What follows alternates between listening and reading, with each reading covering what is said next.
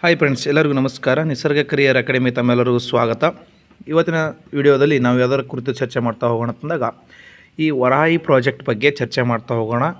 ಇಂಪಾರ್ಟೆಂಟಾ ಯಾಕೆ ಇದು ಏನಪ್ಪ ಅಂತಂದಾಗ ಪ್ರಚಲಿತದಲ್ಲಿ ಇದೆ ಅಂತ ನೋಡ್ತಾ ಬಂದಾಗ ಸುಮಾರು 165 ಕೋಟಿ ರೂಪಾಯಿ ವೆಚ್ಚದ ವರಾಹಿ ಏತ್ ನೀರಾವರಿ ಕಾಮಗಾರಿಗೆ ಏನು ಮಾಡಿದೆ ಅಂತಂದಾಗ ರಾಜ್ಯ ಸರ್ಕಾರ ಇತ್ತೀಚೆಗೆ ತಡೆ ನೀಡಿದೆ ಅಂತ ತಮಗೆ ಗೊತ್ತಿರಲಿ. ಹಾಗಾಗಿ ಇಂಪಾರ್ಟೆಂಟಾ ನೋಡಿ, ವರಾಹಿ ಯೋಜನೆಯ ಸ್ವರೂಪ ಅಂತ ನೋಡ್ತಾ ಬಂದಾಗ ಇದೊಂದು ಬಹು ಉಪಯೋಗಿ ಯೋಜನೆಯಾಗಿದೆ. ಬಹು ಉಪಯೋಗಿ ಅಂದ್ರೆ ನೀರಾವರಿ, ಕುಡಿಯುವ ನೀರು, ಇನ್ನೊಂದು ಜಲವಿದ್ಯುತ್ ಉತ್ಪಾದನೆಗೆ ಸಂಬಂಧಪಟ್ಟಂಥ ಒಂದು ಪ್ರಮುಖ ಯೋಜನೆ ಇದು.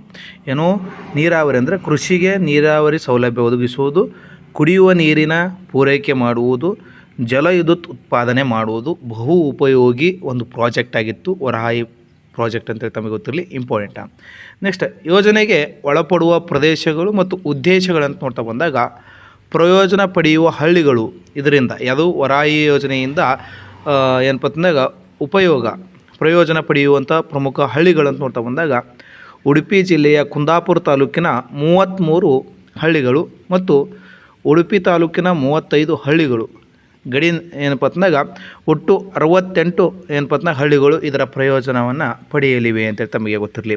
ನೋಡಿ, ಉಡುಪಿ ತಾಲೂಕಿನ 35 ಹಳ್ಳಿಗಳು, ಕುಂದಾಪುರ ತಾಲೂಕಿನ ಏನಪ್ಪ ಅಂತಂದಾಗ 33 ಹಳ್ಳಿಗಳು ಇದರ ಏನಪ್ಪ ಅಂತಂದಾಗ ಪ್ರಯೋಜನವನ್ನು ಪಡೆಯಲಿವೆ. ಒಟ್ಟು 68 ಹಳ್ಳಿಗಳು ಇದರ ಯೋಜನೆಯಿಂದ ನೋಡ್ತಾ ಬಂದಾಗ ವರಾಹಿ ಯೋಜನೆಯ ಒಂದು ಉಪಯೋಗ ಪಡೆಯಲಿವೆ.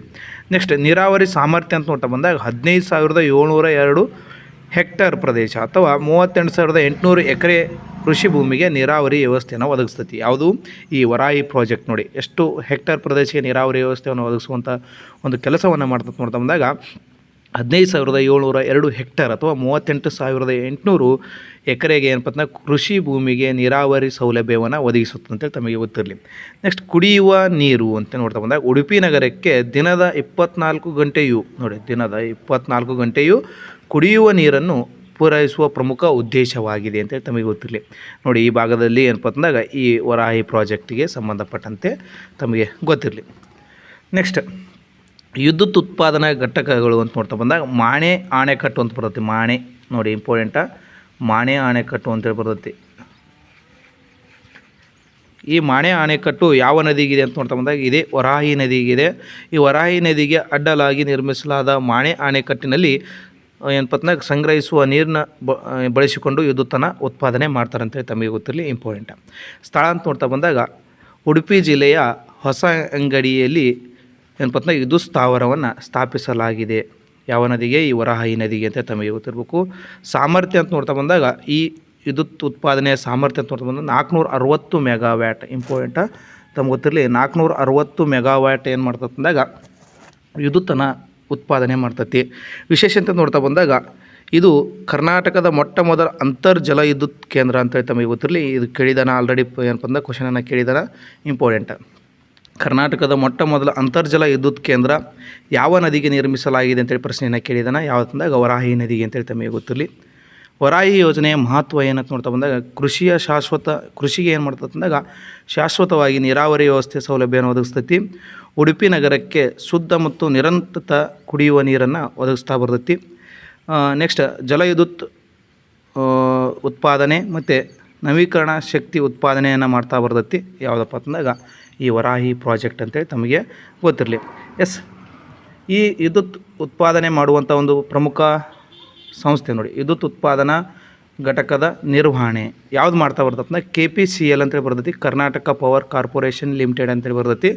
ಈ ವಿದ್ಯುತ್ ಉತ್ಪಾದನೆಯ ಒಂದು ಪ್ರಮುಖ ಜವಾಬ್ದಾರಿನ ಹೊತ್ತುಕೊಂಡಿದ್ದು ಯಾವುದಪ್ಪ ಅಂತಂದಾಗ KPSL ಅಂತೇಳಿ ತಮಗೆ ಇಂಪಾರ್ಟೆಂಟ ತಮಗೆ ಗೊತ್ತಿರಲಿ. ಮಾಣಿ ಆಣೆಕಟ್ಟು ಅಂತೇಳಿ ತಮಗೆ ಗೊತ್ತಿರಬೇಕು. ನೆಕ್ಸ್ಟ್, ಏತ್ ನೀರಾವರಿ ಘಟಕ ಅಂತೇಳಿ ಬರ್ತೈತಿ, ಲಿಫ್ಟ್ ಇರಿಗೇಷನ್ ಯೂನಿಟ್ ಅಂತೇಳಿ ಕರಿತೀವಿ ಇಂಗ್ಲೀಷಲ್ಲಿ. ಕುಂದಾಪುರ ತಾಲೂಕಿನ ಸಿದ್ದಾಪುರದಲ್ಲಿ ಕೃಷಿ ಮತ್ತು ಕುಡಿಯುವ ನೀರಿಗಾಗಿ ಪ್ರತ್ಯೇಕ ಘಟಕವನ್ನು ಸ್ಥಾಪಿಸಲಾಗಿದೆ ಅಂತೇಳಿ ತಮಗೆ ಗೊತ್ತಿಲ್ಲ. ನೋಡಿ, ಕುಂದಾಪುರ ತಾಲೂಕಿನ ಸಿದ್ದಾಪುರದಲ್ಲಿ ಕೃಷಿ ಮತ್ತು ಕುಡಿಯುವ ನೀರಿಗಾಗಿ ಪ್ರತ್ಯೇಕ ಘಟಕವನ್ನು ಯಾವ ನದಿಗೆ ಅಂತಂದಾಗ ವರಾಹಿ ನದಿಗೆ ನಿರ್ಮಿಸಲಾಗಿದೆ. ಬದಲಾವಣೆ ಏನಂತ ನೋಡ್ತಾ ಬಂದಾಗ 1779ರಿಂದ 2001ರವರೆಗೆ ಆರಂಭದಲ್ಲಿ ಇದನ್ನು ಪಾರಂಪರಿಕ ನೀರಾವರಿ ಯೋಜನೆಯಾಗಿ ರೂಪಿಸಲಾಗಿದ್ದರೂ ಕಾಲುವೆಗಳ ನಿರ್ಮಾಣದಿಂದ ಪಶ್ಚಿಮ ಘಟ್ಟದ ಸೂಕ್ಷ್ಮ ಅರಣ್ಯ ಪ್ರದೇಶಕ್ಕೆ ಹಾನಿ ಉಂಟಾಗುತ್ತದೆ ಅಂತೇಳಿ 2001ರಲ್ಲಿ ಲಿಫ್ಟ್ ಇರಿಗೇಷನ್ನ ಅಳವಡಿಸಿಕೊಳ್ಳಲಾಯಿತು. ಇದು ಇಂಪಾರ್ಟೆಂಟ್, ತಮಗೆ ಗೊತ್ತಿರಲಿ. ನೆಕ್ಸ್ಟ್, ಅರಣ್ಯ ಸಂರಕ್ಷಣೆ. ಇದು ಬದಲಾವಣೆಯಿಂದಾಗಿ ಕಾಲುವೆಗಳ ಬದಲಿಗೆ ಪೈಪ್ಲೈನ್ ಅಳವಡಿಸಿದ್ದರಿಂದ ಸುಮಾರು 1000 ಎಕರೆ ಅರಣ್ಯವನ್ನು ಮುಳುಗಡೆ ಆಗುವುದನ್ನು ತಪ್ಪಿಸಲಾಗಿದೆ ಅಂತೇಳಿ ತಮಗೆ ಗೊತ್ತಿರಬೇಕಾಗುತ್ತಾ, ಇಂಪಾರ್ಟೆಂಟ. ನೋಡಿ, ಇದು ಪೈಪ್ಲೈನ್ ಮೂಲಕ ಲಿಫ್ಟ್ ಇರಿಗೇಷನನ್ನು ಮಾಡುವುದು, ಅಂದರೆ ಅರಣ್ಯವನ್ನು ಸಂರಕ್ಷಣೆ ಮಾಡುವ ಒಂದು ಉದ್ದೇಶದಿಂದ ಲಿಫ್ಟ್ ಇರಿಗೇಷನನ್ನು ಅಳವಡಿಸುವುದು ಅಂತೇಳಿ ತಮಗೆ ಗೊತ್ತಿರಲಿ. ಪ್ರಸ್ತುತ ನಿರ್ವಹಣೆ ಅಂತ ನೋಡ್ತಾ ಬಂದಾಗ, ಪ್ರಸ್ತುತ ಈ ನೀರಾವರಿ ಘಟಕವನ್ನು ಕರ್ನಾಟಕ ನೀರಾವರಿ ನಿಗಮ ನಿಯಮಿತ. ನೋಡಿ, ಇಂಪಾರ್ಟೆಂಟ, ಇದಕ್ಕೆ ಕೇಳ್ತಾ ಹೋಗ್ತಾನೆ. ಪ್ರಸ್ತುತ ವರಾಹಿ ನೀರಾವರಿ ಘಟಕವನ್ನು ನಿರ್ವಹಣೆ ಮಾಡುವಂಥ ಒಂದು ಸಂಸ್ಥೆ ಯಾವುದು, ನಿರ್ವಹಿಸುವಂಥ ಒಂದು ಸಂಸ್ಥೆ ಯಾವುದು ಅಂತ ಕೇಳ್ತಾ ಹೋಗ್ತಾನೆ. ಇಂಪಾರ್ಟೆಂಟ್, ತಮಗೆ ಗೊತ್ತಿರಲಿ. ಕರ್ನಾಟಕ ನೀರಾವರಿ ನಿಗಮ ನಿಯಮಿತ ಅಂತೇಳಿ ತಮಗೆ ಗೊತ್ತಿರಲಿ. ಎಸ್, ನೆಕ್ಸ್ಟ್ ನೋಡ್ತಾ ಹೋಗೋಣ. ವರಾಹಿ ನದಿಯ ಭೌಗೋಳಿಕ ವಿವರ, ಜಿಯೋಗ್ರಫಿಕಲ್ ಡೀಟೇಲ್ಸ್ ಅಂತೇಳಿ ಬರ್ತೈತಿ. ಈ ವರಾಹಿ ನದಿ ಎಲ್ಲಿ ಉಗಮ ಆತತ್ ನಾವು ಮೊದಲು ನೋಡ್ತಾ ಬಂದಾಗ ಶಿವಮೊಗ್ಗ ಜಿಲ್ಲೆಯ ಪಶ್ಚಿಮ ಘಟ್ಟಗಳಲ್ಲಿರುವ ಆಗುಂಬೆ ಸಮೀಪ ಹೆಬ್ಬಾಗಿಲು ಅಂತೇಳಿ ಬರ್ತೈತಿ. ಇಂಪಾರ್ಟೆಂಟ್, ತಮ್ಗೆ ಗೊತ್ತಿರಲಿ.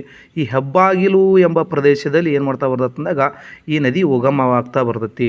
ಎಲ್ಲಿ? ಶಿವಮೊಗ್ಗ ಜಿಲ್ಲೆಯ ಆಗುಂಬೆ ಸಮೀಪ ಹೆಬ್ಬಾಗಿಲು ಎಂಬಲ್ಲಿ ಸಮುದ್ರ ಮಟ್ಟದಿಂದ 730 ಮೀಟರ್ ಎತ್ತರದಿಂದ ಈ ನದಿ ಉಗಮಿಸುತ್ತದೆ ಅಂತೇಳಿ ತಮಗೆ ಗೊತ್ತಿರಲಿ. ನೆಕ್ಸ್ಟ್, ಹರಿಯುವ ಮಾರ್ಗ ಅಂತ ನೋಡ್ತಾ ಬಂದಾಗ ಉಡುಪಿ ಜಿಲ್ಲೆಯ ಮೂಲಕ, ಶಿವಮೊಗ್ಗ ಜಿಲ್ಲೆಯಲ್ಲಿ ಹುಟ್ಟಿ ಉಡುಪಿ ಜಿಲ್ಲೆಯ ಮೂಲಕ ಹರಿದು ಕುಂದಾಪುರ ಸಮೀಪ, ಕುಂದಾಪುರ ಸಮೀಪ ಇದು ಅರಬ್ಬಿ ಸಮುದ್ರವನ್ನು ಸೇರುತ್ತದೆ ಅಂತೇಳಿ ತಮಗೆ ಗೊತ್ತಿರಲಿ. ಇದರ ಮತ್ತೊಂದು ಹೆಸರು ಅಂತ ನೋಡ್ತಾ ಬಂದಾಗ ಈ ನದಿಯ ಕೆಳಭಾಗವನ್ನು ನಾವು ಏನು ಕರಿತೀವಿ ಅಂದಾಗ ಹಾಲಡಿ ನದಿ ಅಂತೇಳಿ ಕರಿತೀವಿ ಅಂತೇಳಿ ತಮಗೆ ಗೊತ್ತಿರಲಿ. ಜಲಪಾತ ಅಂತ ನೋಡ್ತಾ ಬಂದಾಗ ನೋಡಿ, ದೇಶದ ಅತ್ಯಂತ ಎತ್ತರವಾದ ಜಲಪಾತ ಇದೇ ನದಿ ಕಂಡುಬರ್ತೈತಿ. ಯಾವುದು ಅಂದಾಗ ಕುಂಚ್ಕಲ್ ಜಲಪಾತ ಅಂತೇಳಿ. ಕುಂಚ್ಕಲ್ ಜಲಪಾತ ಈ ಶಿವಮೊಗ್ಗ ಜಿಲ್ಲೆಯಲ್ಲಿ ಕಂಡುಬರ್ತೈತಿ. ದೇಶದ ಅತ್ಯಂತ ಎತ್ತರವಾದ ಜಲಪಾತ ಯಾವ ನದಿಗೆ ಇದೆ ಅಂತ ನೋಡ್ತಾ ಬಂದಾಗ ಈ ವರಾಹಿ ನದಿಗೆ ಇದೆ ಅಂತೇಳಿ ತಮಗೆ ಗೊತ್ತಿರಲಿ. ಇಲ್ಲಿ ನೋಡ್ಬೋದು ನೀವು ಇಮೇಜನ್ನು. ಶಿವಮೊಗ್ಗ ಜಿಲ್ಲೆ ಮತ್ತು ಉಡುಪಿ ಜಿಲ್ಲೆಯ ಮೂಲಕ ಹರಿದು ಕುಂದಾಪುರ ಬಳಿ ಅರಬ್ಬಿ ಸಮುದ್ರವನ್ನು ಸೇರ್ತೈತಿ. ಇಲ್ಲಿ ಆಗುಂಬೆ ಜಿಲ್ಲೆಯ ಹೆಬ್ಬಾಗಿಲು ಎಂಬ ಪ್ರದೇಶದಲ್ಲಿ ಉಗಮ ಹೊಂದಿ ಕುಂಚ್ಕಲ್ ಜಲಪಾತವನ್ನು ಸೃಷ್ಟಿ ಮಾಡಿ ಕುಂದಾಪುರ ಬಳಿ ಅರಬ್ಬಿ ಸಮುದ್ರವನ್ನು ಸೇರುವಂಥ ನದಿ ವರಾಹಿ ನದಿ. ಯಾವ ಜಿಲ್ಲೆಗಳಲ್ಲಿ ಹರಿತಂತೆ ಕೇಳ್ತಾ ಹೋಗ್ತಾನೆ, ಶಿವಮೊಗ್ಗ ಜಿಲ್ಲೆ ಮತ್ತು ಉಡುಪಿ ಜಿಲ್ಲೆಯಲ್ಲಿ ಹರಿತಾ ಹೋಗ್ತದೆ ಅಂತೇಳಿ ತಮಗೆ ಗೊತ್ತಿರಲಿ. ಎಸ್, ಇಷ್ಟು ವರಾಹಿ ಪ್ರಾಜೆಕ್ಟ್ ಬಗ್ಗೆ ನಾವು ಚರ್ಚೆ ಮಾಡ್ತಾ ಬಂದಿದ್ವಿ.